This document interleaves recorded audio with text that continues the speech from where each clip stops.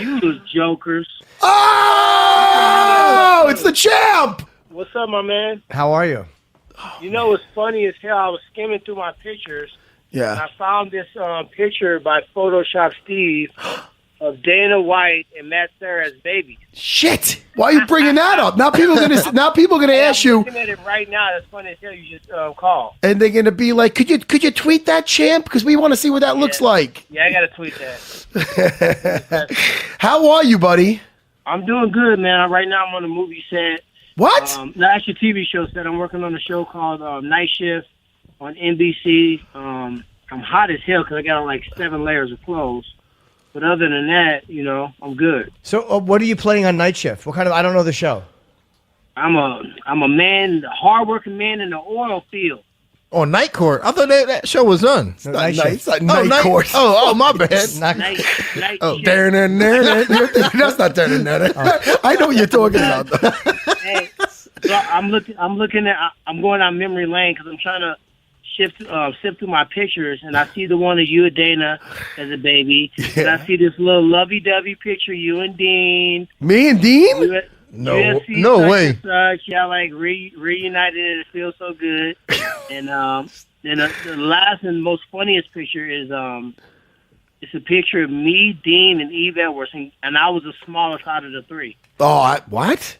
When was that? We know that was a long time ago. I know. Tyron wasn't always as big as he is now. Yeah? Yeah, he used to be a little skinny dude. Not really skinny, but like he was always jacked, but like he didn't have like that like the big muscle tone. He was like a He-Man figure. Yeah. I didn't have that grown man fat on me because I used to stay lean and close to my weight, and I started training. When I started training at ATT, my first day there, the first time I ever sparred with a pro person, hey, Tyron, go with Thiago Alves. So I go with him. He kicking me in my goddamn leg, my head, the back of my head, thoke. Kicking me everywhere. In your thoke? In my thoke. And then when I finished with him, they said, hey, do some rounds with Dean. And you swing 100 punches and land 1. So it wasn't a good day. So he's not very accurate. Oh, no, you're saying that. Oh, I'm sorry. I'm attacking your buddy. It's a habit. And at that time, I wasn't very accurate, and Dean was not trying to get hit. So, being on the set, how many hours do you have to be there, and is it interfering with the training for Diaz? Nice try, my man. Nice. He tried. I have to be here 12 hours. Actually, today I had to be here longer. I wanted to spend more time at the crib. So I had to get fitted this morning. Otherwise, I would have been able to come in at 11. So I'll be here from 7 a.m. until 11 p.m. But no, it's not interfering with my training for my upcoming fight against my unknown opponent. I'm sorry. I'm in altitude, though, so I'm good. Wait, now, speaking of that, about your fight, you know you're on the official UFC podcast. This is Unfiltered. This is not no, horse and pony act. Is there a horse and pony act? Is that right? Dog and pony That's show. what I meant. The Dog and Pony Show. Yeah. It's not that either. Horse and Pony Act. Yeah. Yes. Martin Pontiac podcast. I don't know what the hell that means. But what I'm trying, I don't want to cut to the chase, but come on, we need breaking news. We need breaking news, champ. Tell us, who are you fighting? Who are you fighting? You gotta say that for the Morning Wood Show with these nuts. But you want people to actually hear it. I'm only kidding.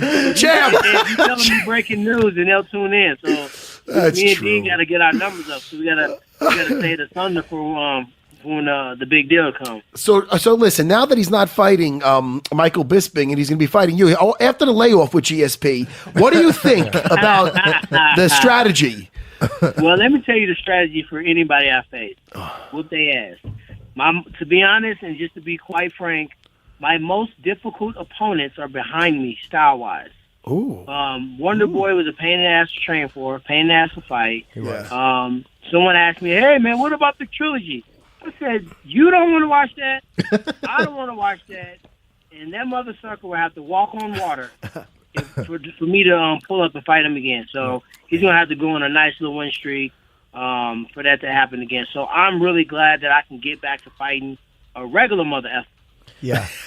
Can you believe the fight analysis we got from Tyron Woodley Yes. and Mike Perry today? It was like, whoop their ass and hit him harder than he hits me. Yeah. And it's working for him, so I can't really argue that. So all right. So the breaking news is you're on the new remake of Night Court. That's great. Thanks, champ. Thank you so much. Sorry, man. I don't have nothing more, a little bit more hot sauce on there for you. All right. But you're wearing warm clothes. You're dressed. Yeah, I'm sweating right now. All right, there you go. There's the clip. I'm going to have to put that round 2 of the deodorant on. All right, the champ is sweaty. Get that out there. All right. Well, we got some news. I don't know how much breaking it is. But listen, so in other words, we do have your word that when you do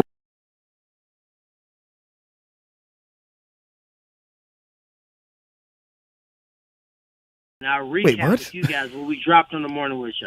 Okay. You have my word on that. all right, look how happy Dean Thomas is. Dean, Yes! yes. Now, Tyron, are you a good actor? I've never seen you act before. What? I'm the best actor on the UFC's roster. Sorry. Oh. You know? Ooh. So, I mean, I seen him act I don't know if before. they're saying a lot, but, I can hold my own. Do you take classes, or is it something you just kind of feel natural, comfortable doing? Certain roles and parts I feel natural and comfortable. There are some roles that I would need some help. The last movie I did is a movie called Office. No, I did Office Uprising. I did The Favorite, which Dean was on as well. And Dino test for me. I got all into that old ass man. Yeah, he did a good job. He did. He was really into it. You mean better than in what was that? Straight Outta Compton when he's like, Hey, yo, come on, come on, Cube. I think that's your law. Wait, say it Are again. you in Straight Outta Compton? You didn't know that? No. I had a few more lines in this one, so I did well on that. But I did have to get a dialect coach. I played a Nigerian in the new Escape Plan 2 with Stallone, 50 Cent, Batista. So I had to actually get an acting. Sure. I guess he wasn't. He wanted to be an acting coach and got my ass yelled at by the director for doing too much. But he was a dialect coach. Oh, wait a minute. Now, wait, he told you to do too much. What did the director say to you? And the director yelled at you, or just said, what did he say? Oh, hell yeah. The director said, all right, man, come on now. You're doing way too much right now. Bring this shit all the way down. Bring it all the way down. I don't need all that. All I need you to do is this, and this. Got it? All right, let's go. Is this a John Singleton movie? Did he really? That doesn't sound like Scorsese. Who was that? Yeah. He said you're doing way too much.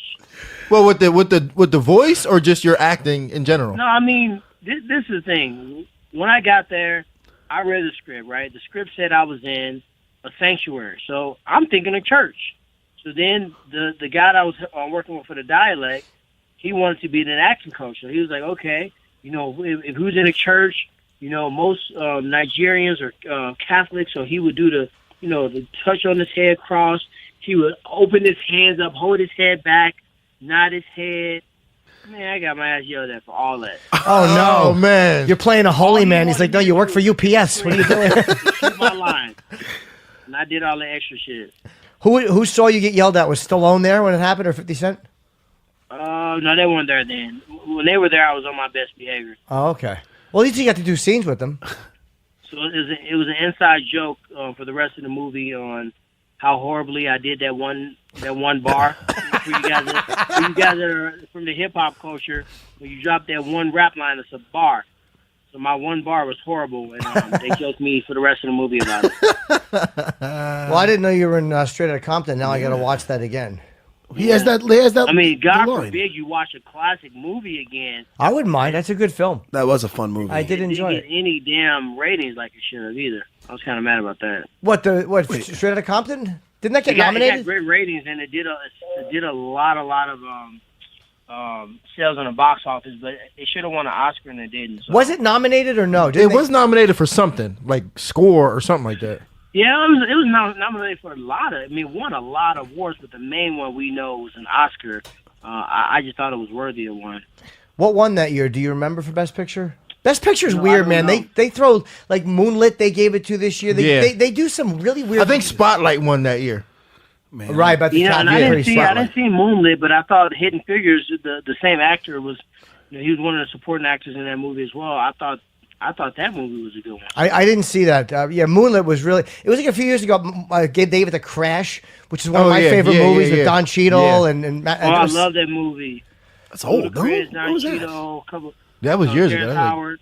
Yeah, Terrence Howard. I thought he was better in that than he was in What was the movie he got? Didn't he get nominated for something? It was the 50, Hustle and Flow. Hustle and Flow, where he played a pimp, Great. MTV movie. I thought he was better as the director in Crash, and he should have got nominated for that. Oh, yeah, yeah. Crash is like 20 years ago. Nah, about 10 or 12. Really? That's one of my favorite films ever. Why is that? Yeah, that You is a got good the film. movie buff on So the- Matt Dillon, right? Yeah, Matt Dillon was Don great. He's a Cheadle. racist, Matt He Dillon. got nominated, but I thought Terrence Howard should have instead. Not really Matt Dillon, the movie I'm talking about. Yeah. Come on, Matt. You know better than to say racist. No, hey, oh shit, I got him started. I got him started. Now on. No.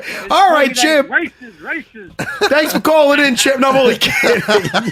I got him going. Now, Oh, man. I'm so happy you called in. Yeah, it was good talking to you either way, and you're on a movie set, so you're doing something. Yeah, you're great. busy, and thanks for nothing. No, I'm only kidding. Tell us, who are you fighting? You have one more chance. One more chance, champ. The world wants to know. Chris, the producer, wants to you know know. what? I'm gonna just give this out to the world. What's that? Wait, hold on. What is it? It's a lot of fighters that say I'll fight anybody, anytime, anywhere. But you they mean really it? don't mean that. Right. What? They really don't mean that. If Conor McGregor wanted to fight me, he has an opportunity to do so. So does Bisping. So does George St. Pierre. So does Nick Diaz. So does Nate Diaz. All these guys got a chance to step up to the plate, but ain't nobody picked up the bat. Well, I mean, I don't know. Are they Wait a intimidated? minute. Nobody Is the- picked up the bat, so you're not training for one of those guys. Hey, I didn't say that. I'm just saying. Well, it could be Robbie Lawler. I guessed. When we announce a fight, that means the contract is signed. Oh, okay. Well, nobody's picking up a bat. We found out your old buddy picks up a wrench and hits people. This is an amazing day. Now, what do you think, Jimmy? Why don't you ask him about this upcoming fight that we were talking about earlier? What, Masvidal against Maia? Yes. What would you like me to ask him? I want to ask. Well, I might as well. What do just you ask him think that. about it? What do you think of it? I think it's a great fight. Unfortunately, for Maia, I mean, he accepted the fight the week of me and Wonderboy's fight. In my personal opinion, bad move. Ooh. Waiting to see how the fight went. If nobody came out of the fight hurt, the clear winner, not another draw, you're already in position to fight for a world title. Why would you put yourself up against the worst possible matchup outside of a title fight? Why would you put yourself in that position? Gamebred is very tough to take down. He has great hand speed, great boxing. For Maia to win this fight, he has to take him down. And not only does he have to take him down, he has to advance and potentially be forced to submit him. Now, if anybody's going to pull off a submission, we all know that Demian Maia has to be in the top 4 or 5 of the best grapplers that are currently signed to the UFC. Mm-hmm. So, therefore, he has a chance. Nobody's going to say he doesn't have a chance. But on paper, I don't know how he's going to get the fight to the ground. Well, I mean, champ, he is a big. He used to fight at middleweight, and he strangled a lot of people there.